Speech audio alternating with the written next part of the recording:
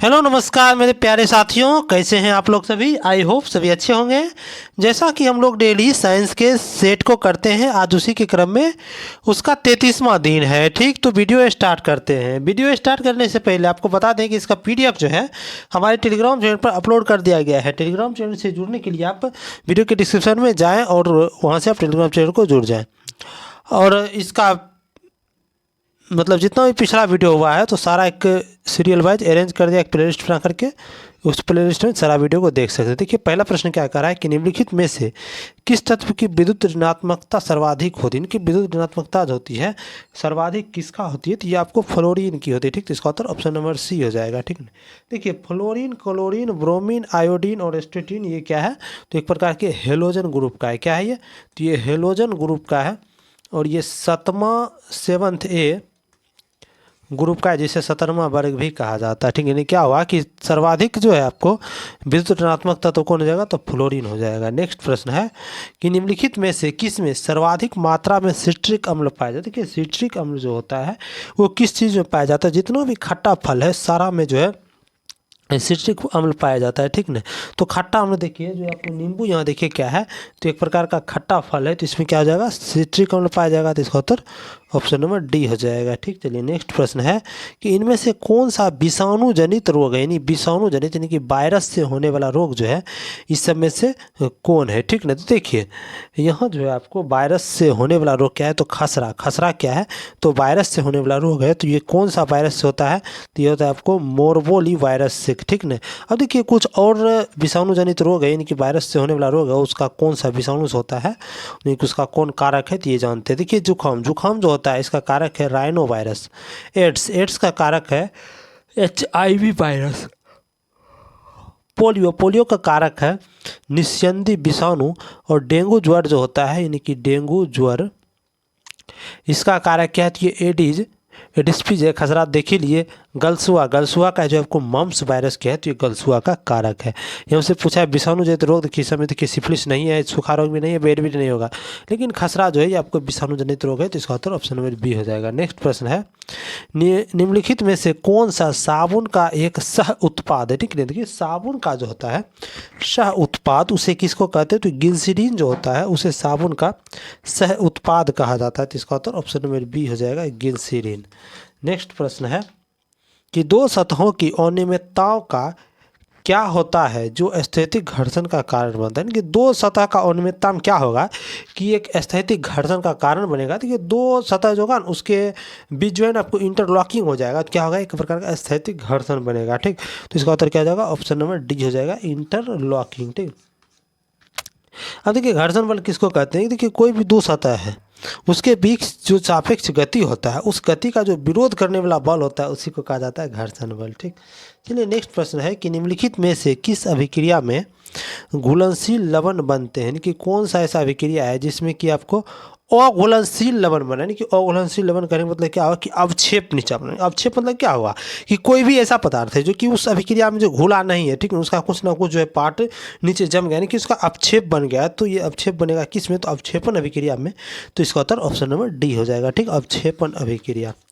Next प्रश्न है कि कोई पदार्थ जो अभिक्रिया में भाग लिए बिना अभिक्रिया के गति को बढ़ा देता है उसे क्या कहा जाता है। कि कोई भी पदार्थ है, ठीक है ना, जो कि कोई अभिक्रिया हो रहा है उस अभिक्रिया में वो क्या होता है, तो भाग भी नहीं लेता है, लेकिन अभिक्रिया के गति को क्या करता है, वो बढ़ा देता है, तो उसे आपको उत्प्रेरक कहा जाता है। ठीक ना, तो इसका किस ऑप्शन में दिया है, तो ये आपको ऑप्शन नंबर सी में दिया है उत्प्रेरक, तो इसका सही उत्तर ऑप्शन नंबर सी हो जाएगा। नेक्स्ट प्रश्न है कि हवा से कांच के फ्रिज में प्रवेश करने वाली प्रकाश किरणें किस प्रकार झुकेगी। ठीक ना, यानी क्या हुआ कि देखिए जब भी प्रकाश के अपवर्तन के नियम से आप जानते होंगे क्या होता है कि जब कोई भी प्रकाश जो है आपको सघन माध्यम से विरल माध्यम में जाती है तो ये क्या होता है, अभिलंब से दूर भागती है, और विरल माध्यम से सघन में जाती है तो अभिलंब की ओर जाती है। तो उसी प्रकार देखिए क्या कहा है कि एक आपको प्रिज्म दिया हुआ है। ठीक नहीं, एक प्रिज्म है, क्या कर रहा है कि हवा से कांच के फ्रिज में, कि ये हवा हो गया, ये साइड का एयर हो गया, ये सब जितना भी हो गया तो सब एयर हो गया। ठीक है ना,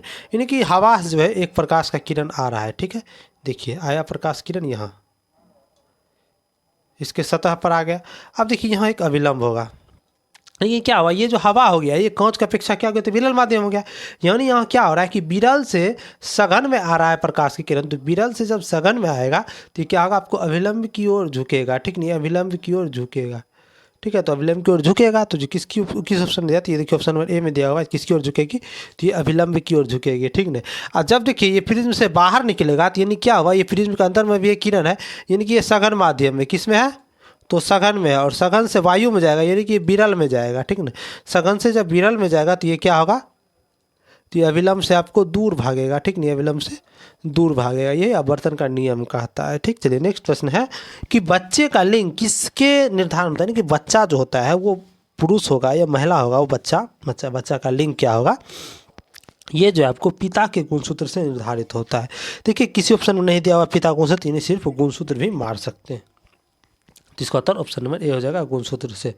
नेक्स्ट प्रश्न है कि इनमें से कौन सी बीमारी सामान्यतः मच्छर द्वारा फैलता है, यानी कि देखिए यहाँ पीलिया दिया हुआ है, गठिया दिया हुआ है, छोटी माता मलेरिया, तो यहाँ मलेरिया जो होता है ये आपको मच्छर से फैलता है, तो इसका उत्तर ऑप्शन नंबर डी हो जाएगा, मलेरिया, ठीक ना। क्या हुआ कि मलेरिया सामान्यतः कहते हैं मच्छर से फैलती है, तो ये कौन मच्छर काटने से फैलता है, तो ये मादा एनफ्लूएंजा मच्छर के काटने से फैलता है।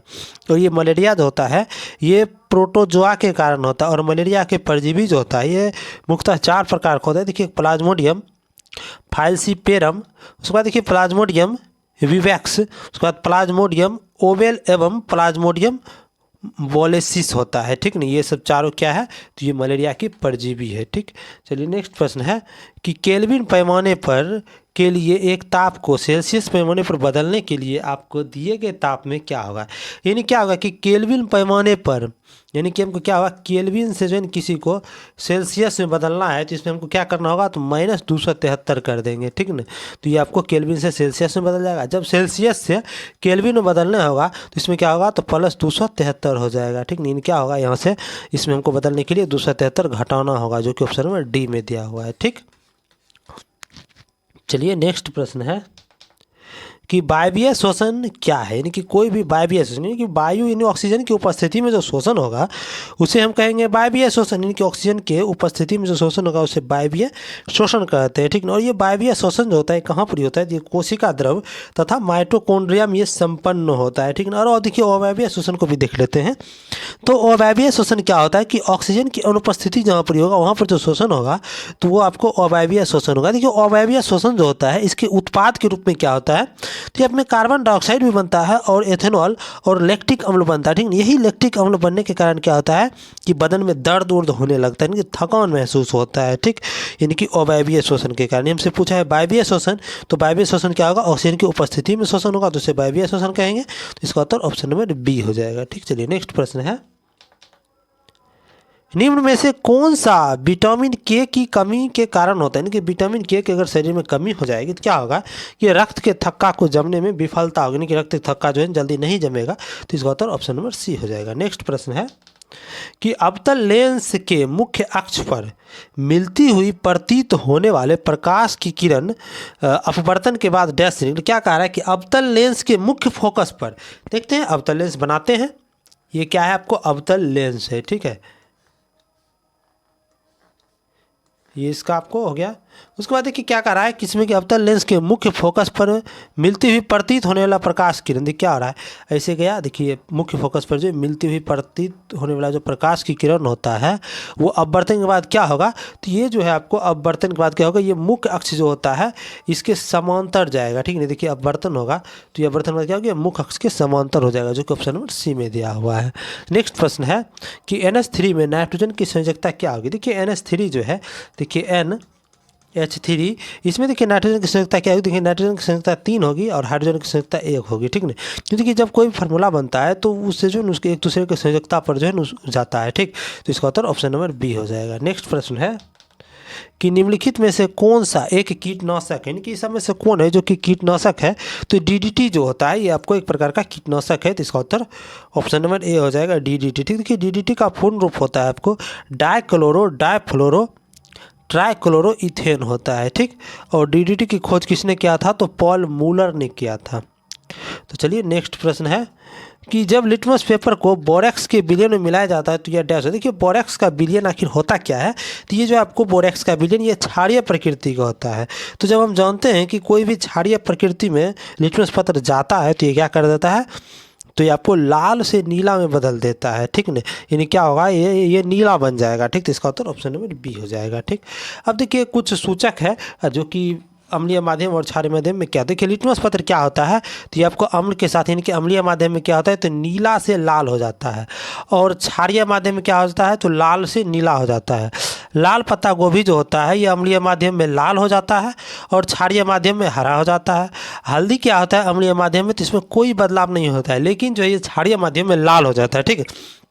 जैसे आप इसको देखिए प्रैक्टिकली रूप में आप देखे होंगे, जब कपड़ा धोते होंगे, नहीं कि कोई भी सब्जी उब्जी का दाग लग जाता है कपड़ा पर, तो जब उसको धोते होंगे तो उसमें डिटर्जेंट मारते हैं, साबुन या सर्फ मारते हैं, तो क्या होता होगा कि वो दाग क्या होता है रेड हो जाता है, यानी कि लाल हो जाता है। आप ये सामने देखे होंगे, तो ये जो है आपको वो डिटर्जेंट क्या रहता है तो क्षारीय प्रकृति का होता है, यानी कि क्षार जो पड़ा हल्दी पर तो क्या हो गया लाल रंग बना लिया, ठीक नहीं। तो यानी क्या हो गया, ये आप देखे भी होंगे। अब देखिए फिनोप्थिलीन क्या होता है, ये अम्ल के साथ रंगहीन रहता है और क्षार के साथ ये गुलाबी रंग प्रदर्शित करता है, ठीक। चलिए नेक्स्ट प्रश्न है कि मानव शरीर में मौजूद, देखिए प्रश्न क्या कहा है कि मानव शरीर में मौजूद सबसे कठोर पदार्थ कौन सा है। देखिए मानव शरीर का जो सबसे कठोर पदार्थ होता है ये दांत के ऊपर का जो परत होता है जिसे एनामेल कहा जाता है, यही आपको क्या होता है तो सबसे कठोर पदार्थ होता है, जो कि ऑप्शन नंबर डी में दिया हुआ है दांत की परत। तो इसका उत्तर ऑप्शन नंबर डी हो जाएगा, ठीक।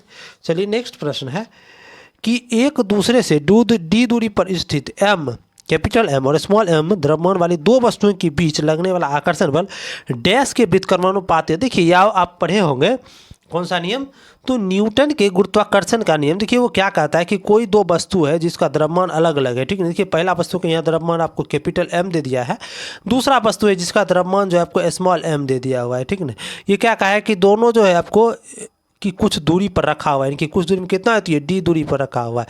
देखिए न्यूटन का गुरुत्वाकर्षण नियम क्या कहता है कि जब कोई दो वस्तु है तो उसमें जो बल लगेगा वो क्या होगा, वो दोनों के द्रव्यमान के गुणनफल के समानुपाती होगा, यानी कि ये एम इंटू एम हो जाएगा, ठीक ना।